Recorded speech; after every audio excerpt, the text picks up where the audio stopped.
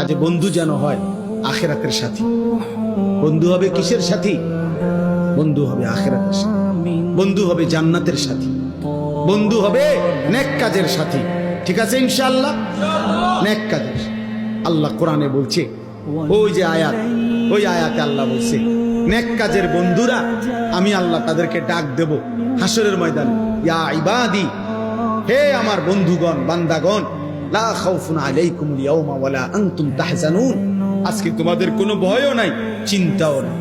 এরপরে আল্লাহ বলবে উদখুলুল জান্নাতা আনতুম ওয়া আজওয়াজুকুম তুহবারুন। বাহ! আল্লাহ বলবে তোমরা যারা নেক কাজের বন্ধু ছিলা, তোমরা বন্ধুরা একে অপরকে হাত ধরাধরি করে গলাগলি করে আমার জান্নাতে ঢোকো। খোদার কসম, এটা কোরআন কি বলে? হ্যাঁ, এমনকি এই আয়াতের তাফসিরে আছে যে স্বামী স্ত্রী তারাও মূলত বন্ধু।